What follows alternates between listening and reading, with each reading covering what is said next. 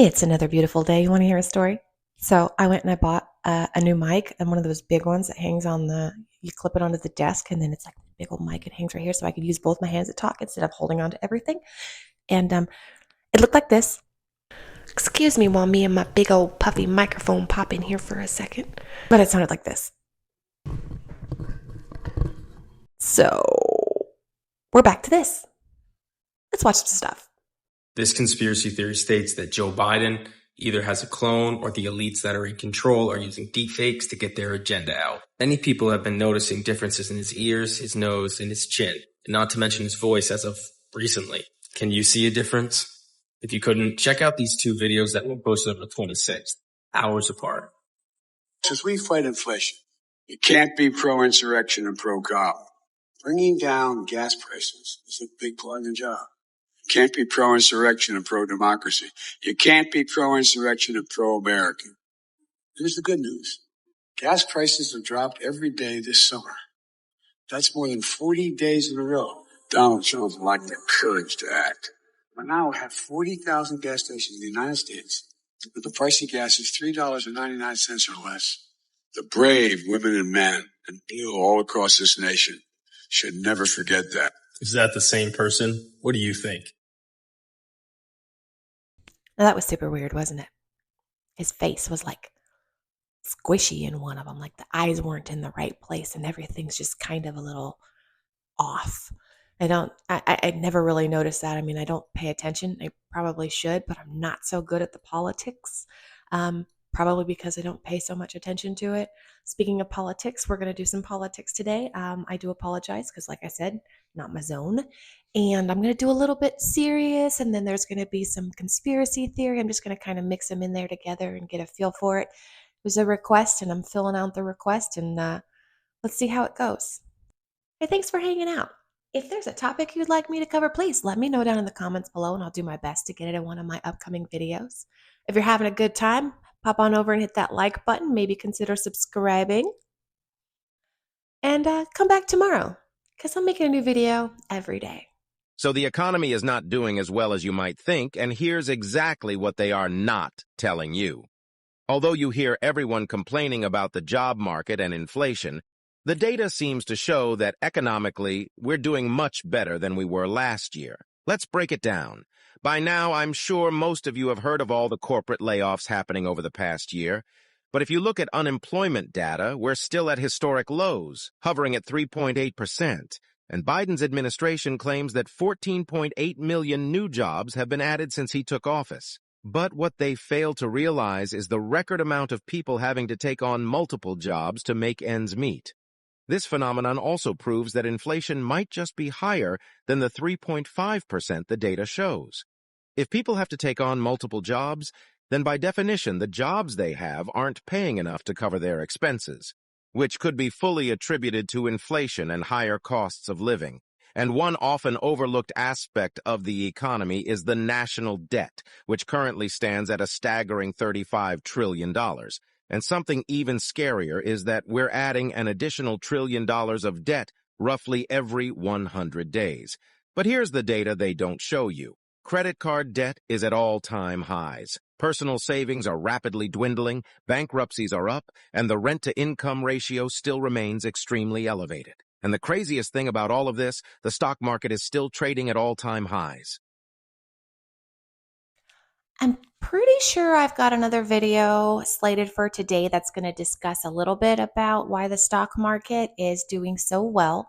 But another thing that popped into my head is children going to work. Because I just learned a few days ago that 14-year-olds can now go to work. They can only work 6 hours a week, but they can hold down a job. And that's insane. When I was younger, it was 17 with a work permit from your school, and that's it. And that just keeps getting younger and younger. So with these jobs that are being filled, it's because this person over here is in their 70s and they're still working. So they haven't left their job. Meanwhile, this person over here who's 14 is taking on a job. So now there's two positions that are filled that shouldn't be filled at this time. So I don't count that as a win. I count that as younger and older workforces. And like you said, there are lots of people that are holding down two jobs in order to make it in economies like California and New York, even, and other states where the grind is real, you know? So I don't know if that's necessarily something to be tooting a horn about. Never. I don't hear. Can you speak louder? Oh, every world leader I met with, and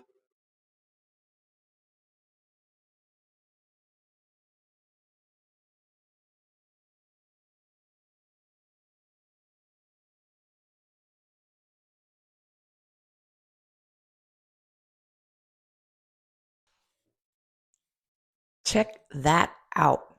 So, what the hell, right? So, do you think he's like an alien or an imposter or somebody's wearing a skin mask? Is it a skinwalker? Ooh, I don't know.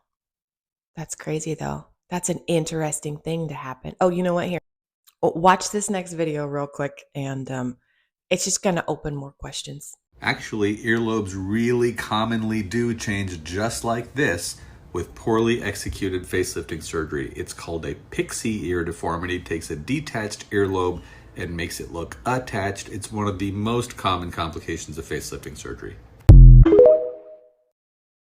So when did he have time to go get a facelift? Right? And a bad facelift at that. Like they didn't even do a good job. He still looks exactly the same. I wouldn't have noticed one day to another if he was looking a little younger. Oh my goodness.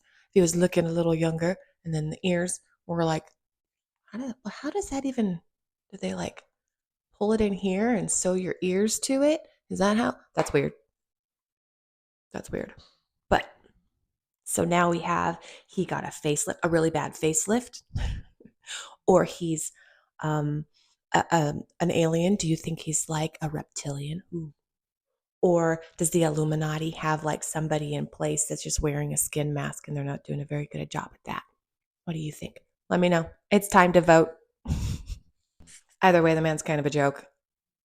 The U.S. economy is doing well. President Biden wants to know why so many Americans are still feeling bad, because there's only two groups that are actually doing well in today's economy: people who own stocks and people who happen to buy a house before 2020. Everybody else is suffering. Let me explain. The stock market has done very well in the last 4 years, but 93% of the wealth is owned by the richest 10%, so good for them, but that doesn't help everybody. And then the housing market has gone up 44%, so for people who own houses, that's amazing, but it priced out so many Americans. So it brings us back to the main question: why are so many Americans feeling bad? Because you're ignoring the fact that gas has gone up 48% in the last 4 years. Electricity is up 28%. Baby food is up 30%. Groceries is up 20%. And the big one, rent is up 21%. So these home prices went up in value that you're celebrating, but yet there's 120 million Americans that are now iced out of ever being able to buy a house, which used to be a staple of the middle class. And if you didn't get a 30% increase in your pay from 2020 till today, you actually got a pay cut. That's why you're feeling the pain today. So we need to celebrate homeowners. We need to celebrate people in the stock market, but you can't ignore 150 million Americans who are struggling to put gas in their car, feed their children, get groceries, and pay rent. I know I sure as hell didn't get a 30% increase in my wages.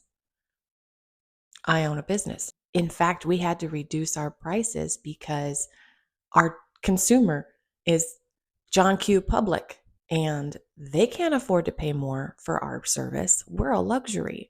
So, we had to reduce our prices in hopes that we could stay afloat and continue to pay all of these new bills that California expects us to pay.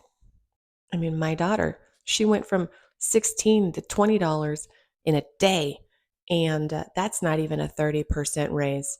And we just discussed that in another video a few days ago. I'll put a link in the description below, but it's not working. It's not working. Not here. I almost forgot. He mentioned why the stock market is doing so well.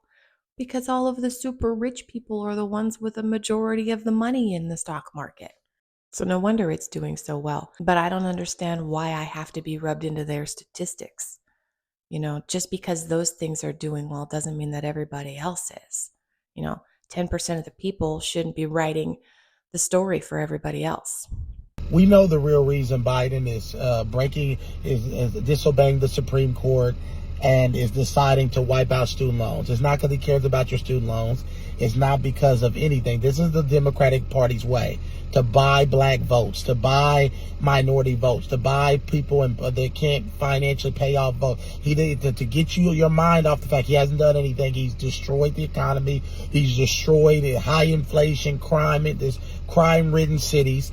But to buy you out, to say, oh look, I didn't do anything else for you, but I will cancel your student loan debt. It's the only thing that he has. It's the only thing they do in arresting their political opponents. So we know you're trying to buy our vote. That's what he wants to do. He wants to buy your vote. So what I find interesting about this, aside from the fact that it's shady and underhanded, is that in high school, immediately children are pushed to apply for colleges. You need to go to college in order to have a good career, in order to have a good future. A majority of people that do graduate college don't end up working in their field. Well, their field of study anyway. And my daughter has been like, oh, you need to sign up, you need to apply to all these colleges. You're going to have to go to college. You need to get some acceptance letters in order to get some kind of stupid high school reward. I don't even know. But they're pushing this as it's a huge thing. You have to do this. You have to accumulate all of this debt right outside of high school. Otherwise, you're not going to succeed. And that's put in your brain. So that is every adolescent. And what happens when they get out of high school? They're 18. They can vote. Let's go ahead and forgive this mountain of debt being put on this brand new adult who doesn't know how to tolerate it mentally and get their votes. So it's not only people of color. It's not only, the people who are underrepresented. It's the brand new adults who are still kind of insane inside their brain and don't know what's going on, being put under this mountain of debt that's suddenly lifted off. That's where my vote's going. That is shady. That is shady as hell. So let me get this straight. So Biden is going to go ahead and just let these people be free of their debt for their school loans? Wait a minute. So they signed a dotted line to whatever percentage rate, this. They agreed to pay it in a certain amount of terms and times, but now they don't have to? Okay, well, I want the same thing for my truck payment. Same thing.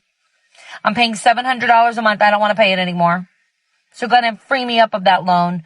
Because, they're saying, oh, well, you want to give them, they want to free them so they can start a family or maybe they can go on a vacation and just free up I want my life freed up too. I don't want to pay this $700 car payment anymore. Free me up. Because if you're going to give it to the pink-haired girl that's going to school to be a journalist, then you got to give it to me. Don't be biased. Don't do that. I like the cut of her jib. I got a truck payment I don't want to pay anymore.